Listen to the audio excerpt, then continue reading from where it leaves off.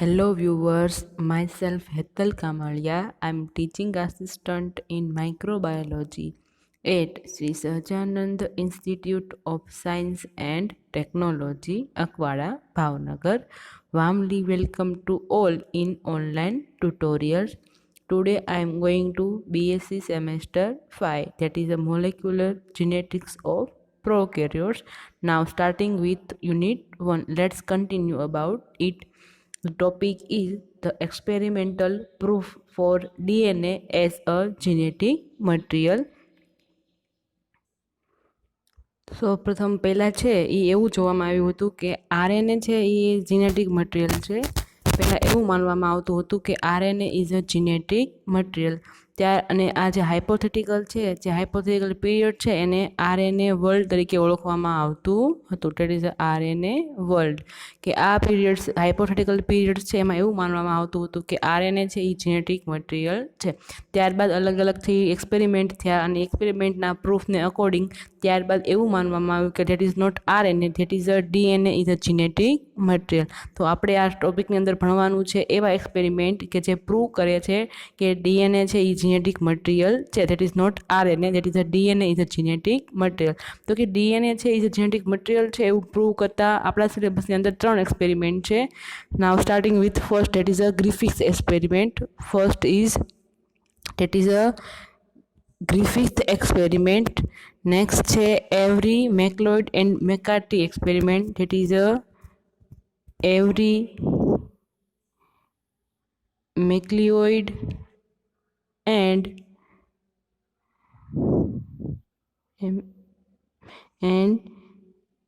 McCarthy experiment. અને third છે that is a Hershey and Chase experiment. આપણા સિલેબસની અંદર આ 3 એક્સપેરિમેન્ટ છે. આ 3 એક્સપેરિમેન્ટ છે એના જે કન્ક્લુઝન છે કે એનું જે ફાઇનલ જે એક્સપેરિમેન્ટનું જે પ્રૂફ જે કન્ક્લુઝન છે એવું પ્રૂવ કરે છે કે ડીએનએ છે એ જીનેટિક મટીરિયલ છે. That is not RNA, that is a DNA is a genetic material. તો now first of all starting with the Griffith's experiment. In 1928 Griffith નામના સાયન્ટિસ્ટે ગ્રિફિથ નામના સાયન્ટિસ્ટે એક એક્સપેરિમેન્ટ કર્યો અને તેને અકોર્ડિંગ એને આખો જે એક્સપેરિમેન્ટ છે એ આપ્યો. તો આ એક્સપેરિમેન્ટ છે એમને ગ્રિફિથ એક્સપેરિમેન્ટ તરીકે ઓળખવામાં આવે છે. આ એક્સપેરિમેન્ટમાં એણે શું કર્યું તો કે Streptococcus pneumoniae, that is a Streptococcus ન્યુમોની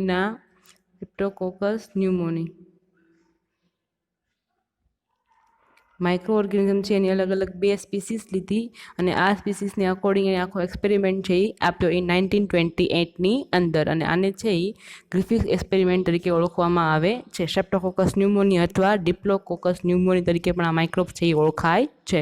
let's see about that 2 different species. તો કે ફર્સ્ટ ઇઝ સ્ટ્રેપ્ટોકોકસ ન્યુમોનીની ફર્સ્ટ સ્પીસીસ છે that is a virulent species, that is a virulent species. અને next છે that is a virulent,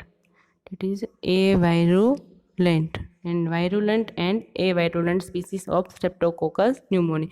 કે Griffith નામના સાયન્ટિસ્ટે સ્ટ્રેપ્ટોકોકસ ન્યુમોની છે એની અલગ અલગ છે એ 2 સ્ટ્રેન લઈ, that is the first strain is a virulent strain અને next છે એ virulent strain લઈ અને આખો એક્સપેરિમેન્ટ છે એ કેરી આઉટ છે એ કર્યો છે. વાયોલન્ટ સ્ટ્રેન છે એને IIS નામ આપ્યું અને આને છે IIR નામ આપ્યું. તો હવે જે વાયરુલન્ટ સ્પીસીસ છે એની અંદર એક એક્સ્ટ્રા જે છે એ કેપ્સ્યુલની છે એ જોવા મળે છે. એની જે સેલ વોલ છે એની ઉપર પોલીસેકેરાઇડનું બનેલું છે એ કેપ્સ્યુલ છે એ જોવા મળે છે.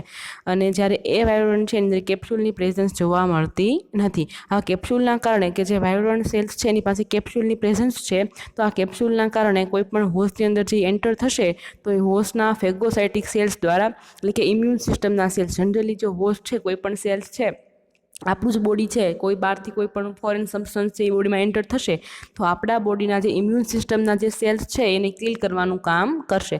તો આપણા બોડીના જે ફેગોસાઇટિક સેલ્સ છે કે જે શું કરે છે, કોઈ પણ માઇક્રોબ જે બોડીમાં એન્ટર થાય છે એને એંગલ્ફ કરવાનું, એટલે કે બોડી અંદર લઈ લે છે અને એને ફર્ધર ડિગ્રેડ કરી અને સેલની બહાર છે રિલીઝ કરી દેશે, એટલે કે કોઈ પણ એન્ટીજન છે એ ફર્ધર સેલની અંદર ડિઝીઝ કરી શકશે નહીં. આવું કામ કોણ કરે છે તો કે બોડીના ઇમ્યુન સિસ્ટમના cell, that is the phagocytic cell. તો જનરલી જે આ કેપ્સ્યુલેટેડ જે સેલ્સ છે એ જ્યારે બોડીમાં એન્ટર થશે ત્યારે કેપ્સ્યુલેટેડ સેલ્સ છે એ કેપ્સ્યુલના કારણે તમારા ફેગોસાઇટિક સેલ દ્વારા એંગલ્ફ થઈ શકશે નહીં. એટલે વાયરુલન્ટ જે સેલ્સ છે એ તમારા હોસ્ટ દ્વારા ડિગ્રેડ થશે નહીં. ડિગ્રેડ નહીં થાય એટલે એ ફર્ધર છે એ ડિઝીઝ કોઝ કરી શકે છે. જ્યારે એ વાયરુલન્ટ સેલ્સ છે એની પાસે કેપ્સ્યુલની પ્રેઝન્સ છે નહીં. એટલે જ્યારે એ વાયરુલન્ટના જે સેલ્સ છે એ બોડીમાં એન્ટર થશે તો ફેગોસાઇટિક સેલ દ્વારા ઇઝીલી છે એ એંગલ્ફ થઈ જશે. એટલે કે એ લોકો એને એંગલ્ફ કરી લેશે, એટલે કે અંદર પોતાની અંદર લઈ લેશે. લાઈક અમીબામાં કેમ થાય છે, ખોરાક ગ્રહણ કે ખોટા પગ દ્વારા અમીબા છે એ ખોરાકને પોતાની અંદર લઈ લે છે અને એને ડિગ્રેડ કરી નાખે છે. લાઇકવાઇઝ તમારા ઇમ્યુન સિસ્ટમના એક સેલ્સ છે જેટ ઇઝ અ ફેગોસાઇટિક સેલ, એ પણ અમીબા જેવું જ કામ કરે છે. એ શું કરશે, તમારા બેક્ટેરિયલ સેલ્સને પોતાની અંદર લઈ લેશે અને ફર્ધર એને ડિગ્રેડ કરી નાખશે. એટલે કે એ વાયરુલન્ટ સેલ્સ છે એની પાસે કોઈ પણ જાતનું કેપ્સ્યુલ છે નહીં.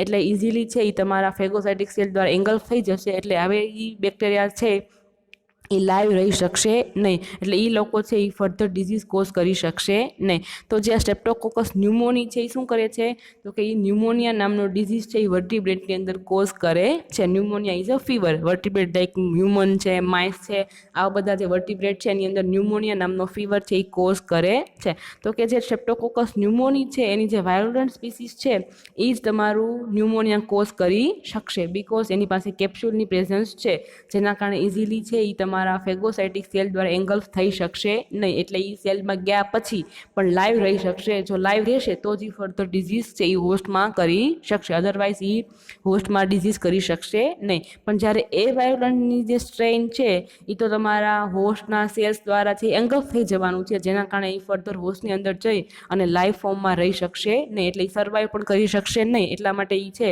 એ ન્યુમોનિયા ડિઝીઝ છે એ હોસ્ટની અંદર કરી શકશે નહીં. હવે તમારું જે આ બે વાયરુલન્ટ અને એ વાયરુલન્ટની સ્પીસીસ છે એમાં બીજો એક ડિફરન્સ જોવા મળે છે. તો કે જે વાયરુલન્ટ ટાઈપના જે સેલ્સ છે, જે સ્ટ્રેપ્ટોકોકસ ન્યુમોનીના વાયરુલન્ટ જે સ્ટ્રેઇન છે એ તમારા કોઈ પણ અગાર કલ્ચર મીડિયમ ઉપર સ્મૂથ કોલોની છે એ ફોર્મ કરે છે. જ્યારે એ વાયરુલન્ટ સેલ્સ છે એ અગાર કલ્ચર મીડિયમ ઉપર રફ કોલોની છે એ શો કરે છે. આ બે વચ્ચે એક મેઇન ડિફરન્સ છે. કોઈ પણ અગાર કલ્ચરની પ્લેટ હશે એની ઉપર વાયરુલન્ટ જે સ્પીસીસ છે એ સ્મૂથ કોલોની આપશે, જ્યારે એ વાયરુલન્ટના સેલ્સ છે એ રફ કોલોની છે એ આપે છે. હવે આ અલગ અલગ જે બે સેલ્સ છે આ જે આપણે વાત કરીએ ત્યારે વાયરુલન્સી, નોન વાયરુલન્સી, રફ, સ્મૂથ, આપણે એક ટેબલના ફોર્મમાં જોઈએ. Let's see that is there is a two different serotype mentioned, that is IIR and IIS.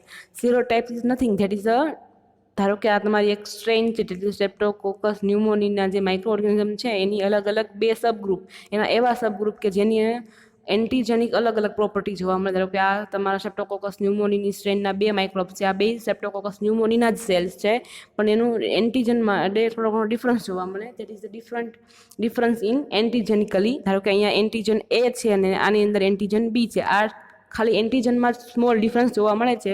તો એક જ સ્ટ્રેનના બે માઇક્રોબ્સ કે જેના એન્ટીજનમાં થોડો ઘણો વેરિએશન જોવા મળે છે, તો આ બેને એકબીજાના સેરોટાઇપ તરીકે ઓળખવામાં આવે છે. તો તમારો જે ગ્રિફિક સાયન્ટિસ્ટ છે એને અલગ અલગ જે સ્ટ્રેપ્ટોકોકસ ન્યુમોનીની સ્ટ્રેન છે એના બે સેરોટાઇપ, દેટ ઇઝ IRR અને IRISના બે સેરોટાઇપ્સ લઈ અને આખો જે પ્રેક્ટિકલ છે એ કેરી આઉટ કર્યો હતો. જે IRRના જે સેલ્સ છે એ શું કરે છે, તો કે કોઈ પણ અગાર મીડિયમ ઉપર એ રફ કોલોની આપે છે, એઝ વેલ એઝ એની અંદર કેપ્સ્યુલ છે એની એબ્સન્સ જોવા મળે છે, અને એ પોતે એ વાયરુલન્ટ સેલ્સ છે, આપણે આગળ વાત કરી તેમ. નેક્સ્ટ સેરોટાઇપ છે IIS. તો એ શું કરે છે, કોઈ પણ અગાર કલ્ચર મીડિયમ ઉપર સ્મૂથ કોલોની આપે છે, એની અંદર કેપ્સ્યુલ છે જે પોલિસેકેરાઇડનું કેપ્સ્યુલ છે કે જે સેલ વોલની ઉપર જોવા મળે છે, એની પ્રેઝન્સ જોવા મળે છે, અને એ વાયરુલન્ટ સેલ છે. હવે આપણે આખો એક્સપેરિમેન્ટ છે એ સમજીએ. તો ગ્રિફિક નામના સાયન્ટિસ્ટે છે આખો એક્સપેરિમેન્ટ છે એ અલગ અલગ સ્ટાર સ્ટેજની અંદર કર્યો છે. તો પહેલા સ્ટેજમાં એણે શું કર્યું છે, તો કે લાઈવ જે IRRની જે સ્ટ્રેન છે એણે લીધી. હવે IIR છે એ કેવા છે, નોન વાયરુલન્ટ છે, એની પાસે કેપ્સ્યુલ છે એ જોવા મળતી નથી, એટલે ઇઝીલી છે એ ઇમ્યુન સિસ્ટમના સેલ દ્વારા એંગલ્ફ થઈ જશે, અને હોસ્ટની અંદર જેવા જશે એવા એ એંગલ્ફ થઈ જશે, એટલે એ ફર્ધર લાઈવ રહી શકશે નહીં, એટલે એ કોઈ પણ ન્યુમોનિયા પણ હોસ્ટની અંદર કોઝ કરી શકશે નહીં. એટલે એને પહેલા સ્ટેજમાં શું કર્યું, તો કે લાઈવ જે IRR સ્ટ્રેન છે એને હોસ્ટની અંદર માઇસ, અહીંયા હોસ્ટ તરીકે શું લીધું છે, માઇસ છે એ માઉસ છે એ લીધું છે, તો એને આઈઆઈઆરના સ્ટ્રેન છે એ માઉસમાં ઇન્જેક્ટ કર્યા છે, તો માઉસ છે એ સર્વાઈવ કરે છે, કેમ કે એની પાસે કેપ્સ્યુલ છે નહીં. તો આ સેલ્સ છે એ હોસ્ટ દ્વારા છે એ એંગલ્ફ થઈ જશે, એટલે આ સેલ્સ છે એ તમારા હોસ્ટની અંદર ન્યુમોનિયા કોઝ કરી શકશે નહીં. એટલે માઇસમાં ન્યુમોનિયા થશે નહીં અને માઇસ છે એ લાઈવ રહેશે, એટલે કે સર્વાઈવ કરશે. માઇસમાં કોઈ પણ જાતની અસર થશે નહીં.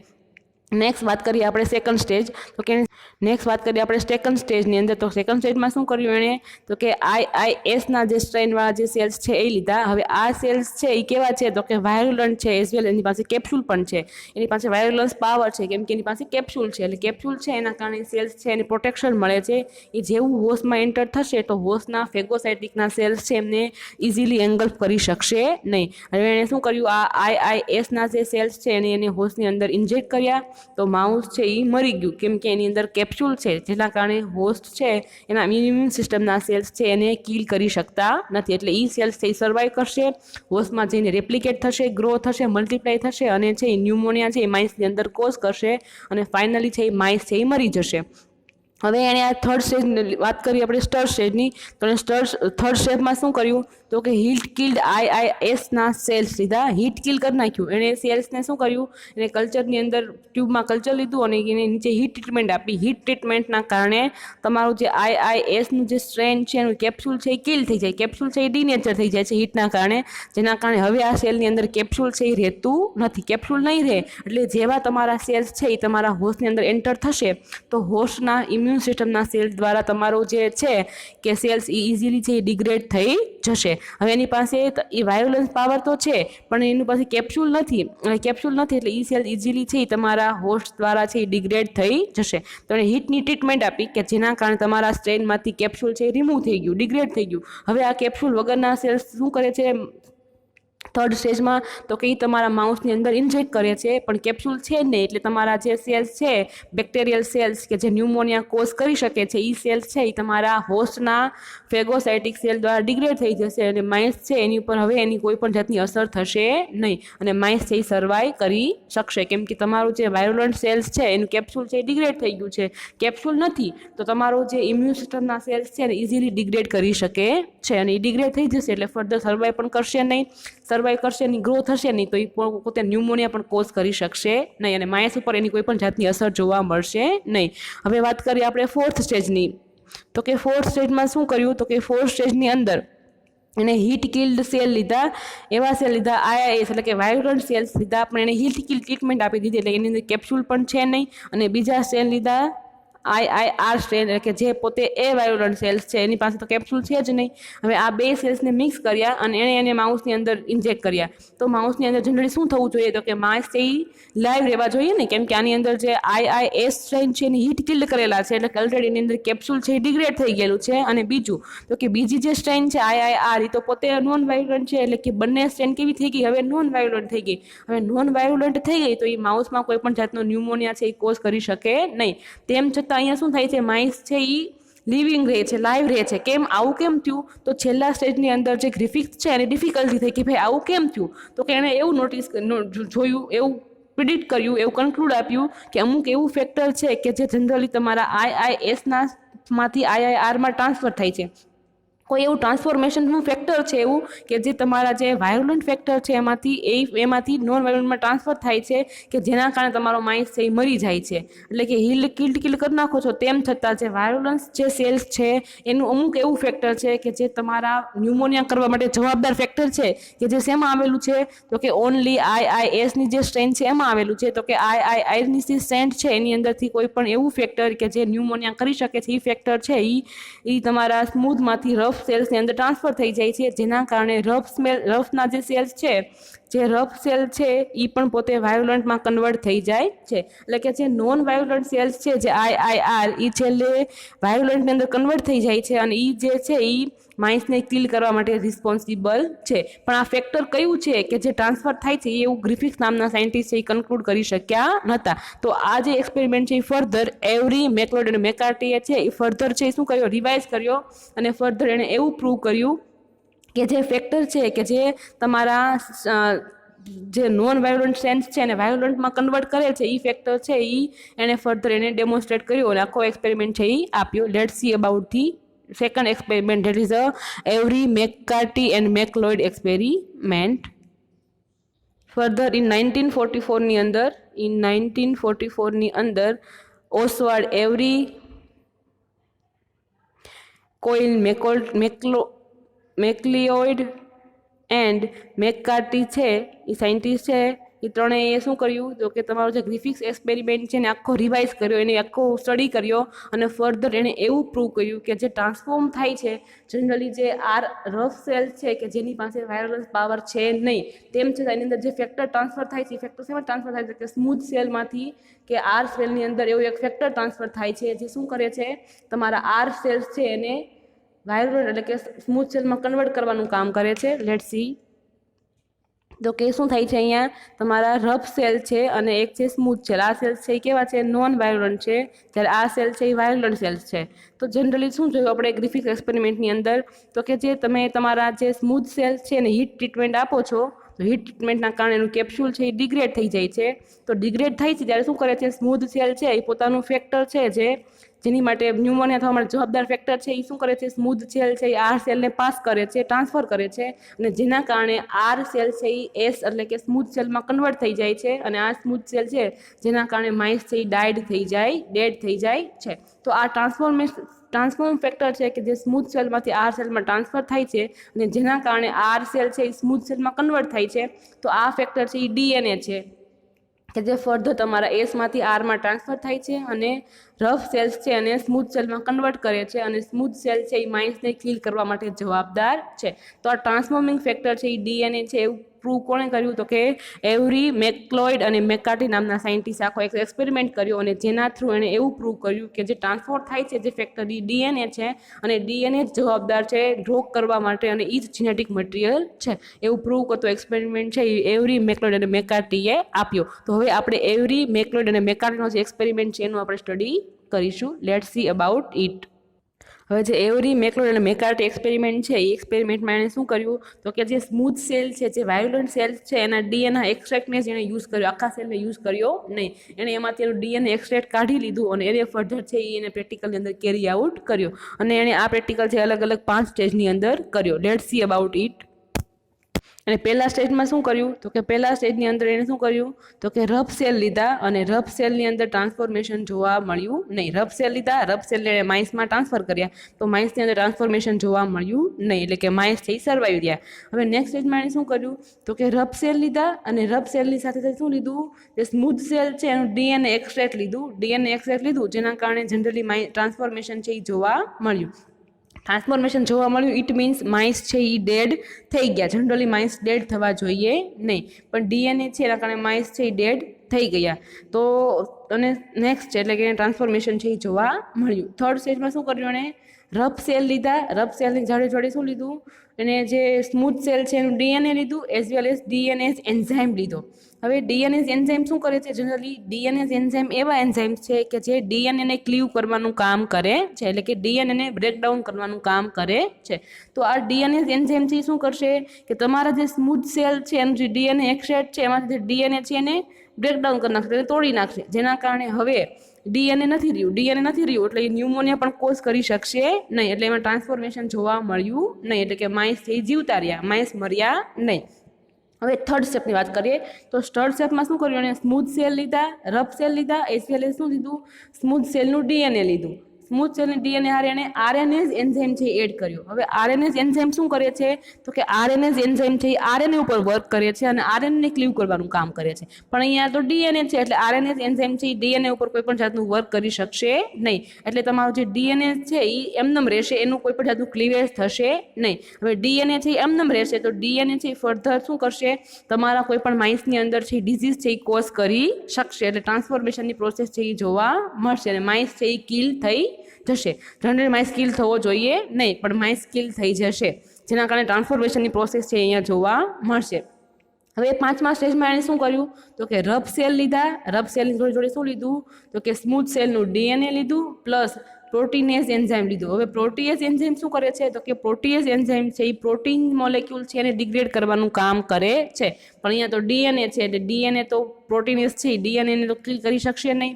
એટલે ડીએનએસ અને આઈઆરઆર એટલે કે ટ્રાન્સફોર્મેશનની પ્રોસેસ છે જનરલી જોવા મળી. એટલે કે જનરલી તમારા માઇસ છે એ મરી ગયા, જનરલી મરવા જોઈએ નહીં. એટલે એને આખા પ્રેક્ટિકલ દરમિયાન એવું પ્રૂવ કર્યું કે જે સ્ટેજની અંદર ડીએનએ છે એની ઉપર કોઈ પણ જાતની અસર નથી થતી. જો અહીંયા 2 સ્ટેજમાં જોઈએ, અહીંયા that is the stage number 2 and that is the stage number 5, જેની અંદર તમે શું યુઝ કરો છો? DNA enzyme DNA extract use કરો છો. કોનું? તો કે સ્મૂથ સેલનું એનું ડીએનએ એક્સટ્રેક્ટ યુઝ કરો છો અને એને માઇસની અંદર ઇન્જેક્ટ કરો છો. તો શું થશે? એમાં ટ્રાન્સફોર્મેશનની પ્રોસેસ છે એ જોવા મળે છે. આ 2 સ્ટેજની અંદર 3 સ્ટેજની અંદર ટ્રાન્સફોર્મેશનની છે એ પ્રોસેસ છે એ જોવા મળે છે. પણ જ્યારે તમે અહીંયા ડીએનએ એન્ઝાઇમ નાખો છો જે સ્ટેજમાં, થર્ડ સ્ટેજ જેની અંદર શું કરો છો તમે? ડીએનએ એન્ઝાઇમ છે એ તમારા કલ્ચર મીડિયમમાં નાખો છો, જેના કારણે શું થશે? તમારા સ્મૂથ સેલનું ડીએનએ છે એ કિલ થઈ જશે, એટલે કે ડિસ્ટર્બ થઈ જશે, એટલે ડીનેચર થઈ જશે, જેના કારણે સ્મૂથ સેલ છે એ પોતાનું ફેક્ટર છે કે જેના કારણે એ માઇસની અંદર ન્યુમોનિયા કોઝ કરી શકે એ ફેક્ટરથી ફર્ધર તમારા આ સેલમાં ટ્રાન્સફર કરી શકશે નહીં અને તમારા માઇસ છે એ જીવતા રહેશે, એટલે કે માઇસ મરશે નહીં. એટલે ટ્રાન્સફોર્મેશનની પ્રોસેસ અહીંયા જોવા મળશે નહીં. ખાલી સેકન્ડ સ્ટેજ, 4th સ્ટેજ અને 5th સ્ટેજમાં ટ્રાન્સફોર્મેશનની પ્રોસેસ છે એ જોવા મળે છે. એનો મતલબ કે અહીંયા માઇસ છે એ જીવતા રહેવા જોઈએ, પણ જનરલી માઇસ છે એ મરી જાય છે, એટલે કે ટ્રાન્સફોર્મેશન થાય છે. એટલે કે રફ સેલ છે, જે રફ સેલ છે એ જનરલી માઇસને કિલ કરી શકતા નથી, પણ જનરલી રફ સેલ છે એ શું કરે છે? સ્મૂથ સેલ છે એ પોતાનો પાવર છે જે એ રફ સેલને ડોનેટ કરે છે, જેના કારણે રફ સેલ છે એ સ્મૂથ સેલમાં કન્વર્ટ થાય છે અને માઇસને કિલ કરી નાખે છે. એટલે કે ટ્રાન્સફોર્મેશન છે એ જોવા મળે છે. તો આ ટ્રાન્સફોર્મેશન છે એ ડીએનએ છે એ જવાબદાર છે એવું છે એ પ્રૂવ કર્યું. કોણે? એવરી મેકલોડ અને મેકાર્ટી એવું પ્રૂવ કર્યું કે જે ટ્રાન્સફોર્મેશન થાય છે એના માટે ડીએનએ છે એ જવાબદાર છે, આરએનએ કે પ્રોટીન છે એ જવાબદાર નથી.